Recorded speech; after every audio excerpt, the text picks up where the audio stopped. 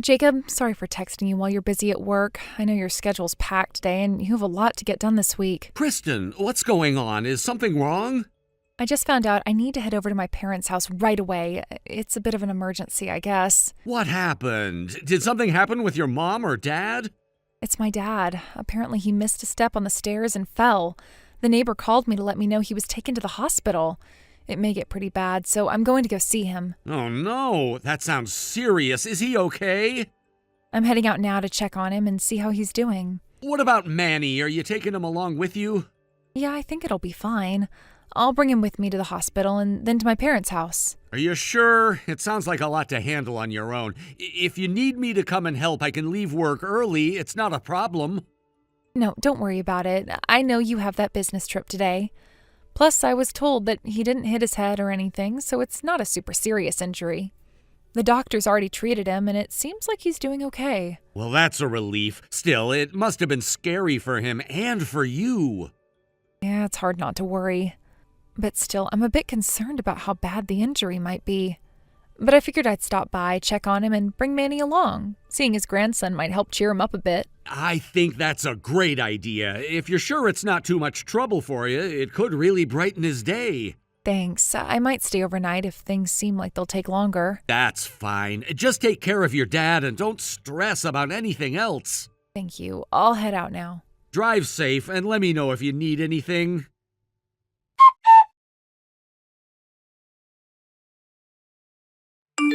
Kristen, how is everything over there? I'm sorry for making you worry. My father, he sprained his ankle. It's not that serious, but it still hurts when he walks. For now, I think I'll stay here for a few more days, just to keep an eye on him. Oh, I see. Your dad sprained his ankle, huh? Yes, that's right. Since my mom passed away, living alone during times like this really becomes an inconvenience, doesn't it? Well, when I rang the doorbell, Manny came running to greet me all hyped up, carrying him on his shoulders, looking all excited. What? With the way he was acting, you could probably come back home now, don't you think? Jacob, what are you talking about? No, really, that's the line I should be saying here. Apparently you and your secret man were planning to go on a trip alone together, just the two of you or something like that? And you plan to have your father watch Manny for you while you're away? Wait, hold on. Are you really at my parents' house right now? Well, yeah. What about your business trip then? How could you possibly lie about something like that? I can't believe you're the one saying that to me. By the way, the business trip is real. Things wrapped up a lot sooner than I thought. When I realized that your parents' house is just a 30-minute drive away from my work trip location, I decided to tell my boss about the situation and asked for permission to go off on my own while still being on the trip. And now here we are. By the way, where exactly are you right now? I'm with a friend. A friend? It's Anna, my old friend from back home. You met her at the wedding and you exchanged greetings with her, right? Oh, that person, right. So why did you make up such a complicated story? Well, actually, I came on a trip with Anna. When you're busy on your business trip, it's been hard for me to admit that I'm just here having fun. Using your father's injury as an excuse like that just makes me even more worried, though. I'm sorry, I didn't mean to do that. So who are you really with, then? Huh? I'm telling you, it's Anna. Really? You... If you're going to lie, can you at least be a little more careful with the names you use? But it's true. I know I lied about going on a trip, and that was wrong, but this part is the truth. Anna isn't with you, though. How can you say that with such confidence? Because I know for sure that's why. Huh? What do you mean by that? What is this? It's a photo that Anna sent me as proof. This man, he's Anna's husband, Kevin, right? And this is the waiting room at the station where you two were planning to go on your affair trip, isn't it? Wait, hold on a second. How is it that you're even in contact with Anna? Well, remember the home number you gave me before? I called that one. But wait, you're supposed to be on a business trip. I wasn't gonna leave the house empty, so before I left, I stopped by and set up call forwarding from the home phone to my cell phone. Wait, hold on. You can really do that? Well, I did it, so it must be possible, right? And since Anna knew that you and your man were off on an affair trip, she probably figured I'd be the one answering the phone when she called. So she let me know everything that's been going on. No way, Anna wouldn't do something like that. Well, when I asked, I found out Anna had actually come back to her parents' place. It's just 5 minutes from your parents' house, so she came over, and I heard everything from her. No, that can't be true. And by the way, I already changed the locks at our place, so you won't be able to get inside anymore. Huh? You changed the locks while you were on a business trip? That means your whole business trip story must have been a lie, right? Did you forget who the landlord is? Wait. Oh. Yeah, that's right. It's my grandfather. When I explained the situation to him over the phone, he was kind enough to change the locks for me, using his authority as the landlord. No way. So where am I supposed to go now? Your dad needs to hurry up and come back here and apologize to me and Manny. Huh? Well, even if he apologizes, the divorce is already a done deal. Divorce? Why are you so surprised now? You should have seen this coming the moment you decided to cheat. When an affair is discovered, this is what happens. Your spouse finds out and they confront you about it. And of course, it doesn't stop there. You'll be hit with alimony payments, and if you have kids, there's child support as well.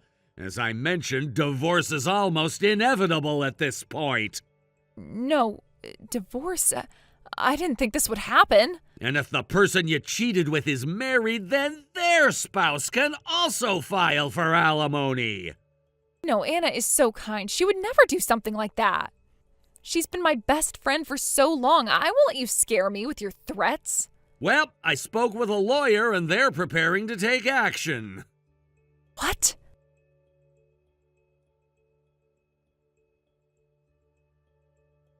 Let me talk to Anna for a second. It looks like she's blocking my calls. The lawyer will reach out to you soon.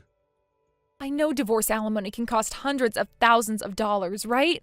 Do you think I have that kind of money? Can't you just understand how much pressure this is? Let me talk to Anna right now. Kristen, it's Anna. Anna, this is horrible. Aren't we friends anymore? Once you slept with Kevin, you stopped being my friend. I didn't want to talk to you again, but seeing that you're seriously misunderstanding things, I figured I should correct that at least. Why are you betraying me? Do you even realize what you're saying right now? You're having an affair with my husband. You've betrayed me first, not the other way around. But we've been such close friends, practically like sisters since we were kids. How could you do this to me? So, does that mean you think it's okay to steal my husband from me? Is that what you think? I thought you would understand. I thought you would forgive me. I was hoping you'd see that it's true love and you'd be okay with it. You must be living in some fantasy world. Even friends have boundaries, and you've crossed them without a second thought. This is not something I'll just let slide. How could you do this to me? What kind of person are you to take my husband from me like this? What about you, though? Taking pictures of Kevin and following him around? Does that make you feel better about what you've done? Aren't you ashamed of yourself stalking my husband like this? What's wrong with gathering evidence when I know my husband is having an affair? Do you think I'm supposed to just sit here and let you get away with it? You're right. I don't want to be with Kevin anymore, but I need proof before I make any decisions. The fact that you're accusing me of stalking just proves how little you care about what's really happening. You need to open your eyes, Kristen. Maybe it's because you're so bitter and unattractive that Kevin's lost interest in you. He's just not into you anymore, and that's why he's turned me. How could you say something so cruel?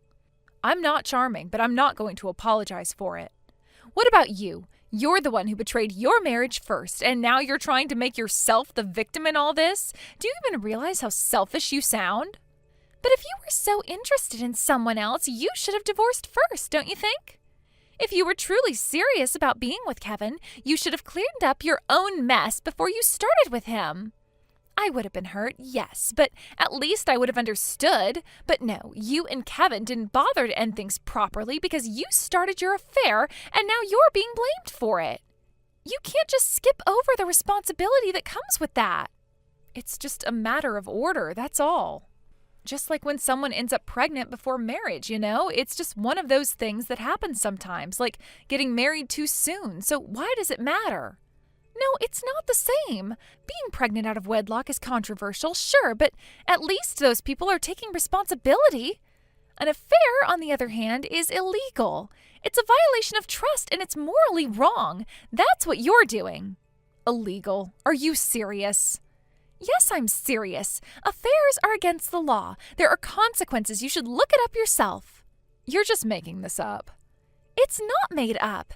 You can check on your smartphone. There are tons of resources about legal consequences of affairs. You'll see that it's not just a moral issue, it's a legal one. No, that's not true. Kevin and I are in love. This is real love, and it's not an affair. How could you say something like that? If you really believe that, why didn't you just divorce Jacob first? Why didn't you handle things properly before you started an affair with Kevin? If you cared about him the way you say you do, you would have respected his relationship with me and dealt with your marriage first. We couldn't wait. We just couldn't wait any longer for our hearts to align. It wasn't something we could control. Our hearts were just in sync and everything else didn't matter. So you're telling me that you couldn't use your brain and waited until everything was settled first? You let your instincts take over and acted without thinking? That's not love. That's selfishness. You didn't care about anyone but yourselves. That's so mean. I'm not trying to be cruel, but I'm just telling you the truth.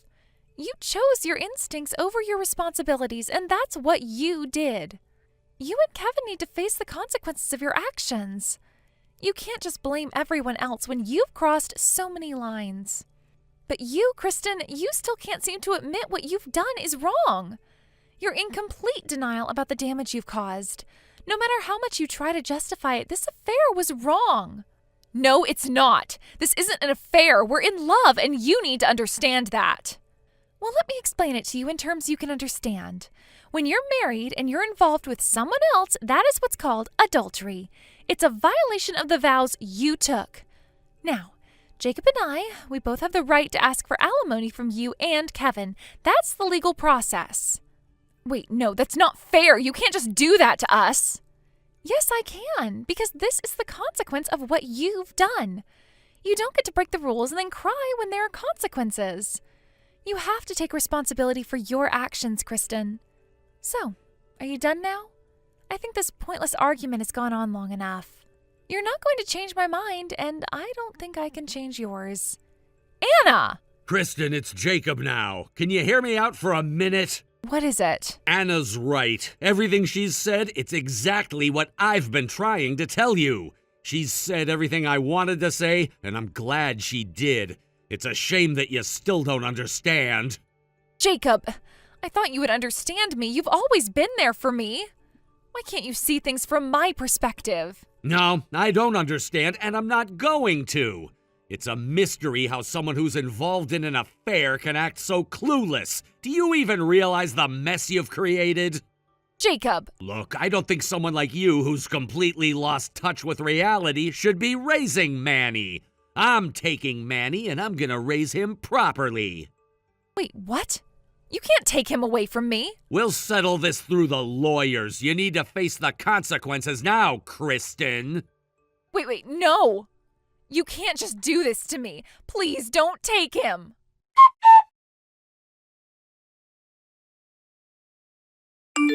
Before long, both Anna and I got divorced. Kristen, despite her numerous objections and resistance, eventually had no choice but to agree to the divorce.